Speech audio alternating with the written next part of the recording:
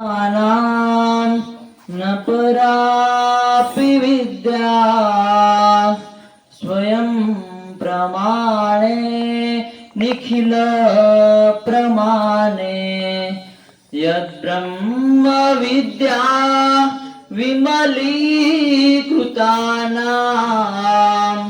स्वयं प्रकाश स्वयमेव भासि स्वयं प्रकाश स्वयमेव भासि सर्वज्ञ श्री चक्रधर स्वामी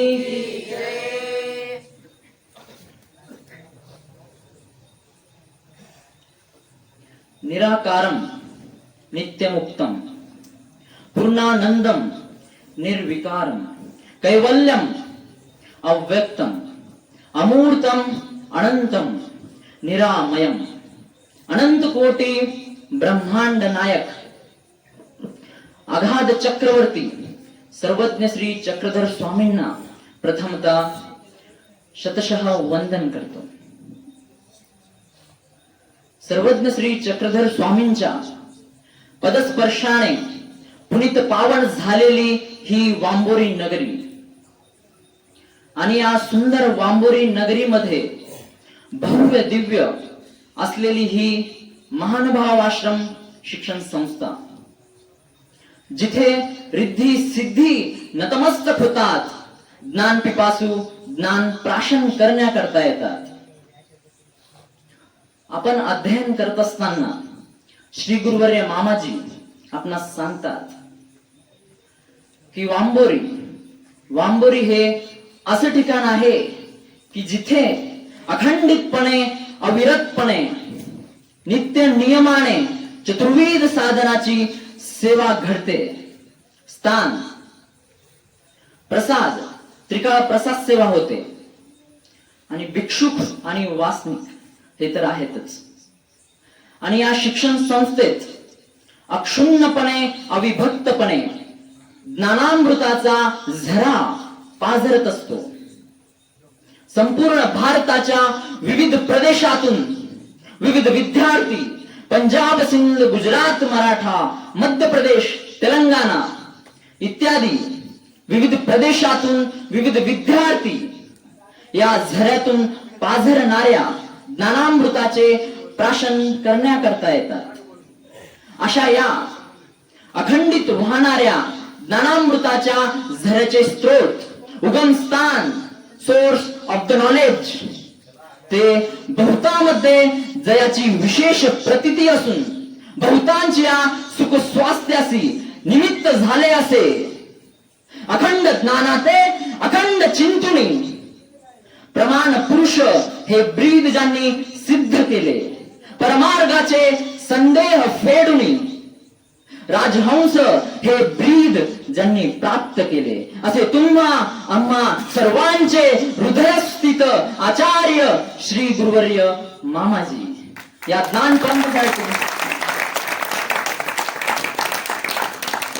तर प्रतिवर्षी अखंडितपणे चालत असलेली ही शारदीय व्याख्यानमाला आणि या संपूर्ण व्याख्यानमालेचे अध्यक्ष मम गुरुवर्य परमपूजनीय प्रातः स्मरणीय पंतभूषण अध्यात्मनित्या विगत स्पृह स्थित प्रज्ञ परनिष्ठ आभारवंत ब्रह्मविद्या वाचस्पती साहित्यदर्शी ज्ञान महर्षी सकल गुण अलंकार मंडित अशा अनेक उपमा द्याव्या म्हटल्या तर त्या अपूर्ण पडतील, अशी तुम्हा आम्हा सर्वांचे श्री गुरुवर्य आचार्य श्री गुरुवर्य मामाजी.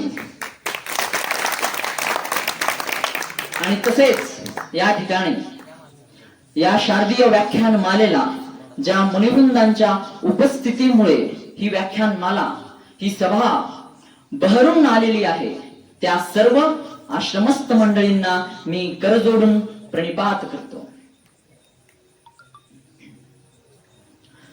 जगत उद्धारकुडू जगत चालकुडू जगत व्यापकुडू अनंत कोटी ब्रह्मांड नायकुडू सर्वात्मा सर्वेश्वर सर्वज्ञ श्री चक्रधर स्वामी की నా సాష్టాంగ నమస్కారము. ఈ మహానుభావాశ్రమ శిక్షణ సంస్థ వాంబూరి, ఈ సంస్థకు, ఈ శిక్షణ సంస్థకు, ఈ ఇన్స్టిట్యూషన్ కి సంస్థాపకులు, సంచాలకులు మరియు ఈ సంపూర్ణ శారదీయ వ్యాఖ్యానమాలకు, ఈ సంపూర్ణ శారదీయ వ్యాఖ్యానమాలకు సంపూర్ణ అధ్యక్షులు మమ గురువర్యులు జ్ఞాన మార్తాండ సాహిత్యాచార్య ఆచార్య శ్రీ గురువర్య మామాజీ, శ్రీకృష్ణ గీతా జ్ఞాన్ మందిరం లింగంపల్లి, ఈ మందిరానికి సంస్థాపకులు, సంచాలకులు, మా మచాలే పరివారానికి ఆధార స్తంభం జ్ఞాన వృద్ధులు, వయో వృద్ధులు, తపో వృద్ధులైన మమ గురువర్యులు ఆచార్య మహంత శ్రీ మచాలే బాబా గారు మరియు మహంత శ్రీ కనరాజ్ బాబా గారు.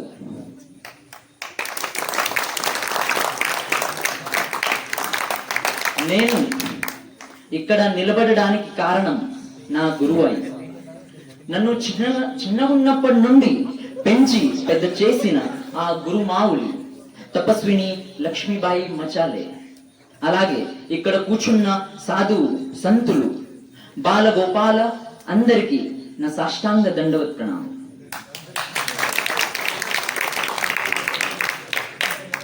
శ్రీకృష్ణ పరమాత్మ భగవద్గీతలో చెబుతారు, మమై వంశో జీవలోకే జీవభూత సనాతనః.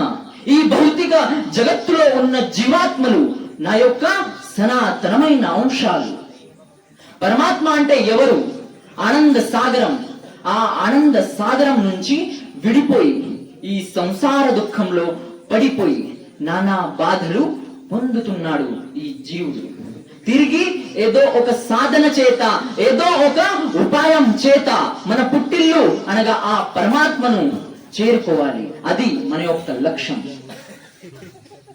తేషాం మహం సముద్ధర్త మృత్యు సంసార సాగరాత్.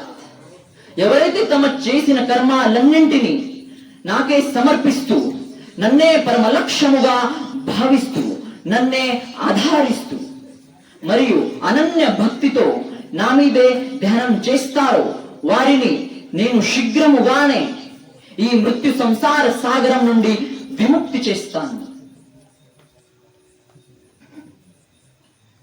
పరమాత్మ అంటే కేవలం స్వరూపమా?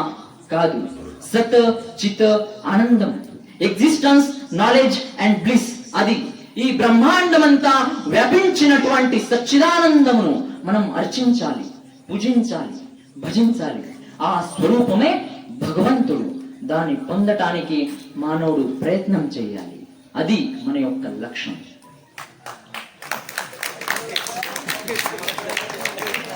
सर्वात्मा सर्वेश्वर सर्वव्यापक अपार कृपा द्विगुण सागर रत्नाकर अनंत अगाध चक्रवर्ती असा तो परमेश्वर आहे.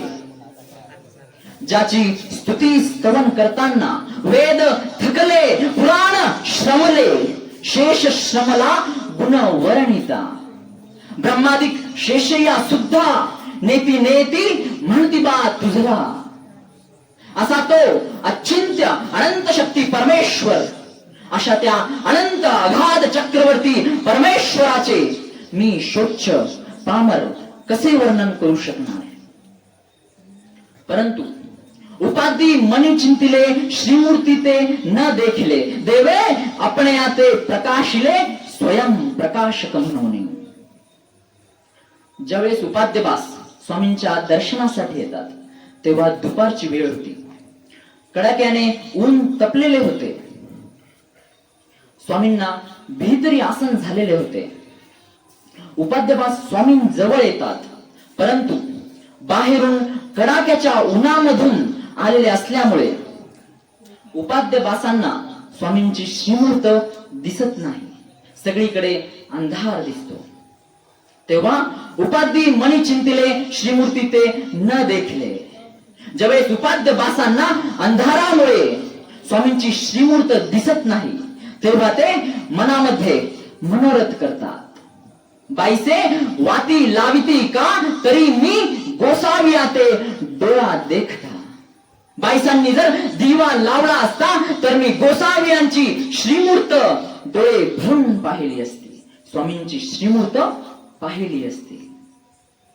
बंधूंनो, तितक्यात काय आश्चर्य, स्वामींच्या श्रीमूर्तीवरी भगकरी प्रकाश पडला. ते म्हणतात, देवे अपने आते प्रकाशिले स्वयं प्रकाशक म्हणून. स्वामींची श्रीमूर्त लख प्रकाशित झाली. तेव्हा उपाध्यांना स्वामींच्या श्रीमूर्तीचे दर्शन झाले. उपाध्यांनी स्वामींना दंडवत घातले, श्री चरणा लागले. तेव्हा स्वामी म्हणतात, बटिका हे काही गा दिव्याने देखीजे, परमेश्वर काही दिव्याने पाहावा काय. हे अपने आते दाखवी तेवढीची देखीजे की. परमेश्वराने स्वतःहून आपल्याला दाखविले, त्याच वेळेस तो परमेश्वर आपल्याला दिसेल. परमेश्वर काही अन्य प्रकाशाने दिसणारी वस्तू आहे काय ना, तो स्वयं प्रकाशी आहे. म्हणून आचार्य श्री केशवदास म्हणतात, तोई प्रमाणा न परापि विद्या स्वयं प्रमाणे निखिल प्रमाणे. यद्ब्रह्म विद्या विमलीकृतानां स्वयं प्रकाश स्वयमेव भासी. आचार्य श्री केशवदास म्हणतात, हे महाराजा, तुमची स्तुती किंवा तुम्हाला कोणी प्रमाणित करू शकेल, किंवा जी विद्या सांगितली जाते ब्रह्मविद्या, ब्रह्म जो परमेश्वर तयाची विद्या ती ब्रह्मविद्या, ब्रह्माचा प्रकाश करून देणारी ती ब्रह्मविद्या, ती त्वयी प्रमाणाम न, म्हणजे ती सुद्धा तुम्हाला प्रमाणित करू शकत नाही. कारण ब्रह्मविद्या खूप अलीकडे आहे. ब्रह्मविद्या हे एक साधन आहे. आणि हे महाराजा, आपण साध्यस्थ आहात. आणि ब्रह्मविद्या एक शक्ती रूप आहे. शक्तीला स्वरूपाचा काय ठाव लागणार आहे. परंतु या ब्रह्मविद्या शास्त्रानेच जीव शुद्ध होतो, निर्मळ होतो. या ब्रह्मविद्येमध्ये जी जाणीव आहे ती जाणीव या जीवाला प्राप्त होते. याचा अर्थ परमेश्वर आपल्याला कळतो असे नाही. तो परमेश्वर स्वयं प्रकाश स्वयमेव भासी. हे महाराजा, तुम्ही नित्य स्वयंप्रकाशी आहात. तुम्हाला प्रकाशित करायला इतर कोणत्याही प्रकाशाची गरज नाही. आणि स्वयमेव भासी म्हणजे तो परमेश्वर या चहुयुगीच्या धर्मे करून सुद्धा तो परमेश्वर आपल्याला कळत नाही, समजत नाही, प्राप्त होत नाही. तो फक्त या परमेश्वरे परमेश्वर जाणीजे, परमेश्वरे परमेश्वर पाविजे, यानेच तो परमेश्वर आपल्याला कळतो, समजतो, प्राप्त होतो. एक वेळेस लाहीभट्ट स्वामींच्या दर्शनासाठी येतात. तेव्हा ते स्वामींना दंडवत घालतात, श्री चरणा लागतात आणि स्वामींच्या पुढे बसतात. तेव्हा लाहीभट्ट स्वामींना प्रश्न करतात, जीजी काही निरुपावे जी. तेव्हा लाहीभट्ट म्हणतात, तेव्हा आमचे स्वामी म्हणतात, लाहीभट्टो पहिले असे ते विसरा. काय म्हणतात? पहिले असे ते विसरा. लाहीभट्ट म्हणतात, जीजी असू नका, राहू द्या ना. तेव्हा आमचे स्वामी म्हणतात, लाहीभट्टो बिढारावरी काही बिढार असे अनंत सामाये तेथ अनिक न सामाये, अनिक सामाये तेथ अनंत न सामाये. का? अनंत तो अनंत की. तो परमेश्वर अनंत आहे, अगाध आहे, अपार कृपा शक्ती संभवे अद्वितीय सामर्थ्यादी गुणांनी युक्त असा तो परमेश्वर आहे. आमचे भाष्यकार म्हणतात, ब्रह्म मुख्य अवघया तेने अंत केला, परितया करी ऐसा प्रति मल्लची नाही. म्हणून अनंत, ज्याचा गाढ कुणालाही कळलेला नाही, कुणालाही त्याचा थांग पत्ता लागलेला नाही, कुणीही त्याला प्रमाणित करू शकले नाही, असा तो परमेश्वर अव्यक्त आहे, अमूर्त आहे, अनंत आहे.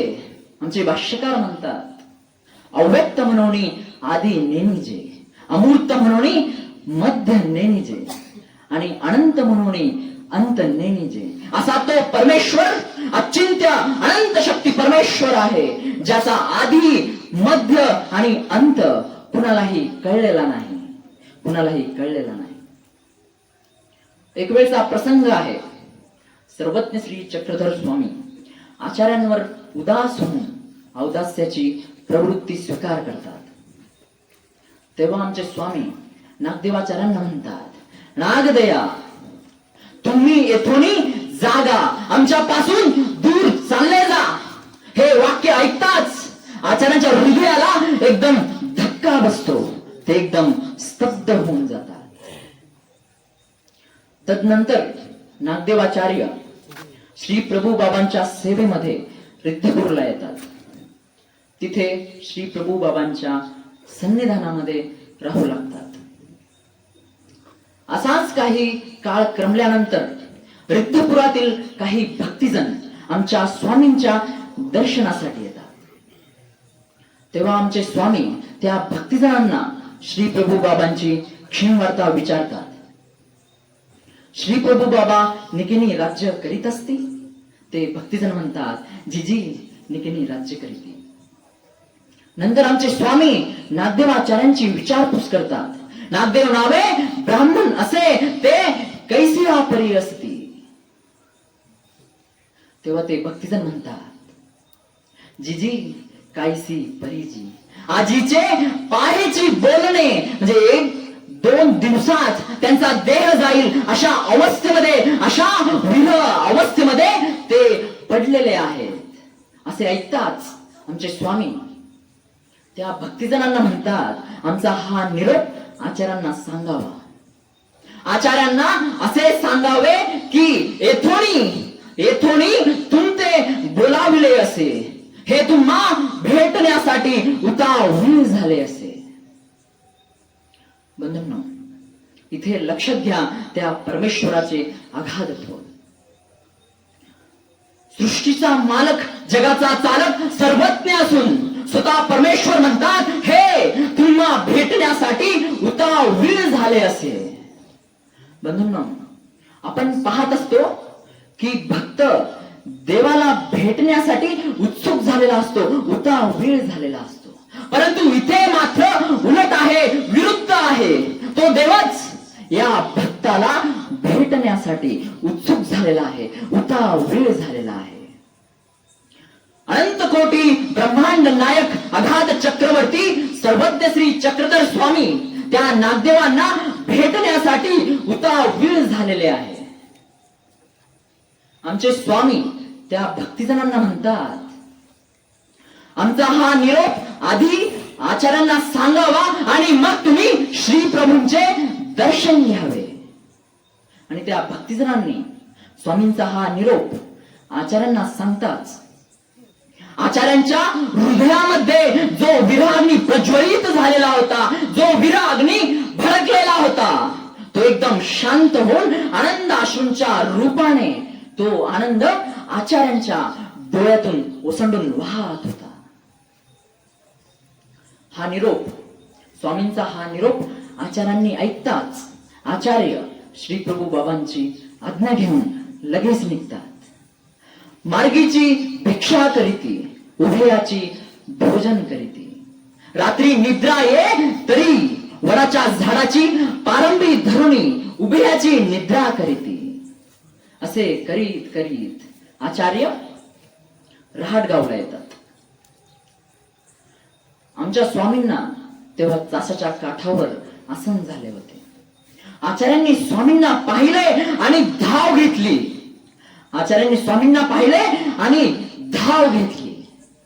आचार्यांनी स्वामींना दंडवत घातले, श्री चरणा लागले आणि जोर जोराने दुःख करू लागले.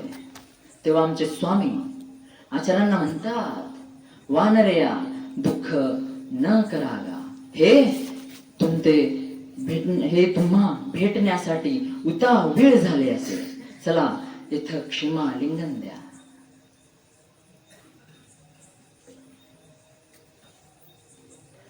या संपूर्ण पंथाची धुरा सांभाळणारे आचार्य लहान लेकरासारखे बंधूंनो, लहान लेकरासारखे, लहान लेकरू ज्याप्रमाणे रडते त्याप्रमाणे अगदी स्फुंदू स्फुंदू रडू लागले. एकेकाळी जमिनीच्या रसा तळाला गेलेले हे नागदेव, सप्त व्यसनादी धांडाळांनी ग्रसित असलेले हे नागदेव, एका हातामध्ये तलवार आहे, दरोडे टाकतो, लोकांना लुटतो, लोकांनी झटकारलेला, लोकांनी नाकारलेला असा तो नागदेव. या नागदेवांना आमच्या स्वामींनी घडवून मडवून योग्य केले, आपल्या प्रेमासी पात्र केले. आता ते आचार्य परिपूर्ण योग्य झाल्यावर आमचे स्वामी सर्वज्ञ श्री चक्रधर स्वामी आचार्यांना आश्वासन देतात. स्वामी म्हणतात, नागदया आता येथोनी तुमते केदवाही न पाठवी जेहो. आमचे स्वामी म्हणतात, आता तुम्हाला आम्ही आमच्यापासून दूर कधीच पाठविणार नाही, कुठेच पाठविणार नाही असा तो परमेश्वर अनंत अगाध चक्रवर्ती आहे. बंधूंनो, इथे लक्षात घ्या, जमिनीच्या रसात तळाला गेलेले हे नागदेव, पाताळाकडे सरकणारे हे आचार्य यांना आमच्या स्वामींनी शुद्ध निर्मळ केले, घडवून मडवून योग्य केले, आपल्या प्रेमाचा पुढारू दिदला. हे त्या परमेश्वराचे अगाधत्व नाही तर काय आहे. ज्या महिमभट्टांना तो परमात्मा कसा असतो, कोण्या युगामध्ये असतो, त्याची नावे काय, इतका विस्तारपूर्वक तो परमात्मा आमच्या स्वामींनी निरोप दिला. आणि त्याच प्रारब्धबाईसाला, प्रल्हादबाईसाला स्वामींनी तो परमात्मा सोप्पा करून सांगितला. स्वामी त्या प्रल्हादबाईसाला म्हणतात, बाई, देव काष्टाचा नव्हे, देव पाषाणाचा नव्हे, देव मातीचा नव्हे. स्वामींचं हे सांगणं, सर्वांप्रती जे सांगणं आहे ते सांगणं देवाने तो परमात्मा सोप्पा करून सांगितला. देवाने देव निरूपिला, हे त्या परमेश्वराचे अगाधत्व नाही तर काय आहे. अहो, देव सोप्पा आहे, परंतु देवाला अवघड बनवणारी माणसं ही आपण आहोत. श्रीकृष्ण चक्रवर्ती गीतेत सांगतात, अहम सर्वस्य प्रभो मत्ता सर्वं प्रवर्तते. अहम सर्वस्य प्रभो, मीच या सर्व सृष्टीचा उगम आहे. या सर्व सृष्टीमध्ये सर्व काही माझ्याकडूनच चालते. मीच परम परम सत्य आहे आणि या सर्व कारणांचा कारण तो मीच आहे. असे हे त्या परमेश्वराचे अगाधत्व आम्हाला स्मृतीस्थळामध्ये पाहायला मिळते. रामदेव हे आकाईसांचे पुत्र होते. ते अल्पवयीन होते. एक दिवस ते आचार्यांकडे आटनाला जाण्याची परवानगी मागण्याकरता येतात. विनंतीपूर्वक ते आचार्यांना म्हणतात, भटो, मी आटनासी जाऊ. तेव्हा आचार्य म्हणतात, होका, जाय. मग ते निघाले. होकार देताच रामदेवांनी आचार्यांना दंडवत केला. आचार्यांनी रामदेवाला आपल्या जवळ घेतले, क्षमा लिंगन दिले, आपल्या हृदयाला लावले. तेव्हा आचार्यांच्या लक्षात येते, अरे, याला तर फणफणीत ज्वर आलेला आहे. आमचे आचार्य म्हणतात, रामा, तुझे अंग ज्वराने फणफणीत भरलेले आहे आणि तू आटनाला निघालास. तेव्हा रामदेव म्हणतात, आचार्य हो, म्हणूनच तर मी आटनाला निघालोय. आचार्य रामदेवांना खूप समजावून सांगण्याचा प्रयत्न करतात. आचार्य म्हणतात, रामा, ज्याचे मडे त्यांना उचलावे लागतात. काय? ज्याचे मडे त्यांना उचलावे लागतात. अरे, मुंगी जरी मेली ना तरी तिचे मडे त्या मुंग्याच काढतात आणि तू म्हणतोस मी आटनाला जातो. रामदेवाने अशा परिस्थितीमध्ये आटनाला जाऊ नये असे आचार्यांना वाटत होते.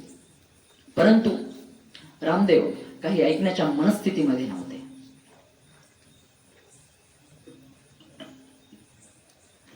तेव्हा आचार्य खाली मान घालून शांत राहतात. तेव्हा ते रामदेव उलट थेट आचार्यांना प्रतिप्रश्न करतात. रामदेव म्हणतात, आचार्य हो, तुम्ही म्हणत असा ते करू की गोसावी म्हणतले असे, स्वामींनी जे विहिले असे ते करू, असे म्हणताच आचार्यांच्या डोळ्यातून एकदम खळकन पाणी भरून येते. त्यांच्या पाठीवर प्रेमाने हात ठेवत प्रसन्नतेने आचार्य म्हणतात, रामा जाबा जा, आटनाला जा, त्या देवाने जे सांगितलेलं आहे तेच कर.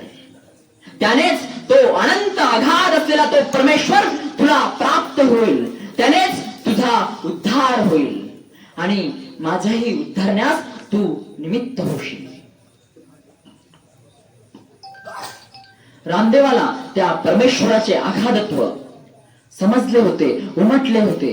म्हणून स्वतःच्या जीवाचा विचार न करता रामदेव झटपटीने आत्म्याला निघतात. कारण त्या परमेश्वराच्या अगाधत्वाने त्यांचे अंतःकरण ओले चिंब झाले होते, ओले चिंब झाले होते. परमेश्वराने ही सृष्टी जीवाच्या उद्धारासाठी निर्माण केली. आपल्याला आपला उद्धार व्हावा म्हणूनच आपल्याला हे मनुष्य देह दिले. आणि जो या मनुष्य देहामध्ये आला तो खरंच भाग्यवान आहे.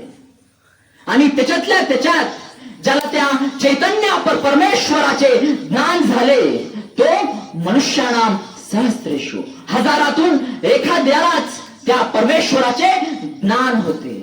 आणि त्या भाग्यवंताच्या भाग्याला उजाळा देण्यासाठी स्वतः परमेश्वर अवतार घेतात.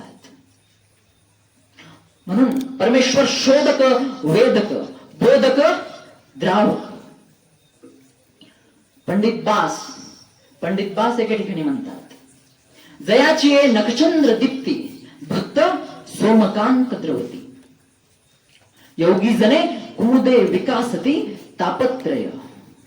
ते म्हणतात, ज्यांच्या भेटीने भक्त सोमकांताप्रमाणे द्रवतात, ज्यांच्या भेटीने ज्ञानियांचे त्रिताप निवतात, असा तो परमेश्वर अनंत अगाध चक्रवर्ती आहे.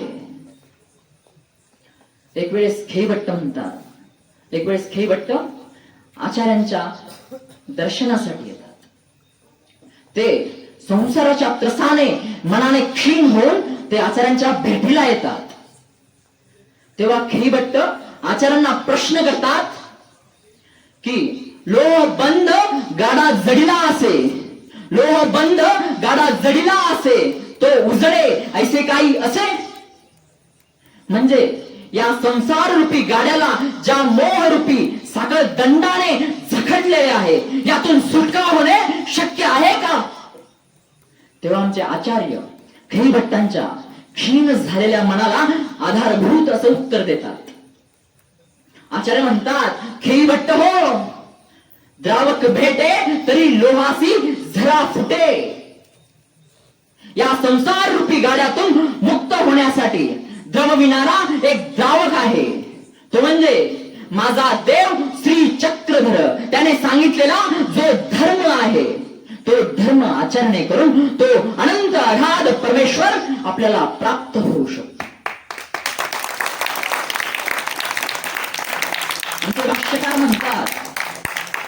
आमचे भाष्यकार म्हणतात, त्या धर्माची व्याख्या करतात, जिवे धर्मत्वे धरिला असे परी सांडिताही न सन्ने तो धर्मची की.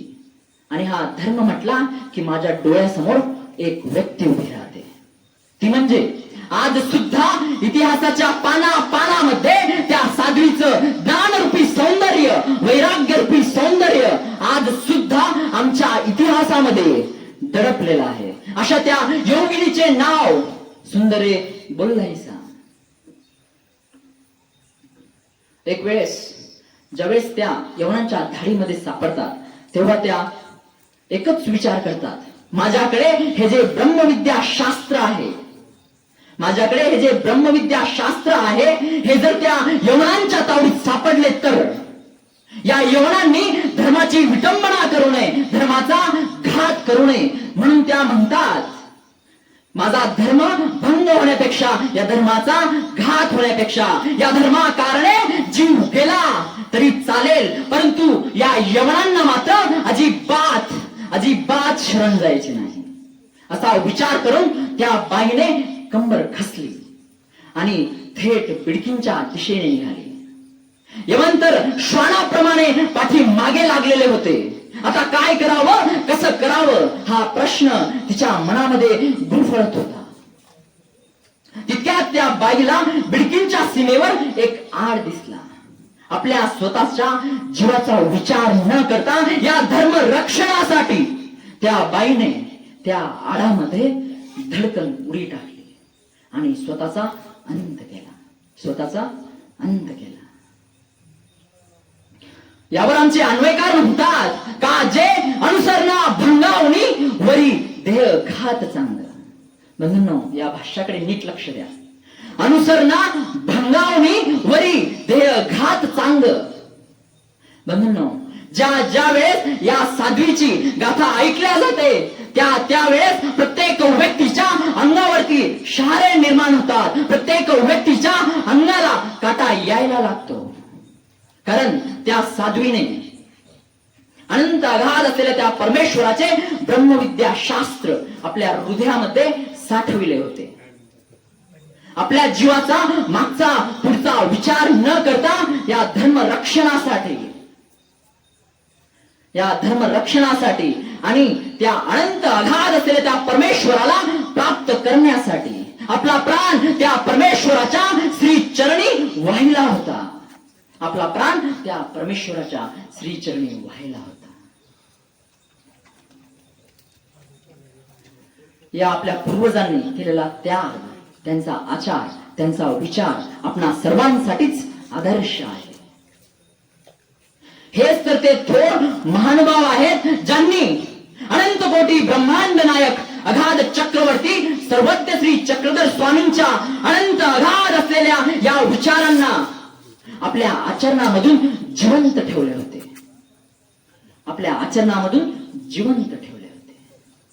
आणि या स्वामींचा हा आचार आणि विचार आपणापर्यंत पोहोचविण्याचा एक महान संघर्ष केला. अशा या आपल्या सर्व पूर्वजांना नमस्कार या थोर महानुभावा. नमस्कार या थोर महानुभावा.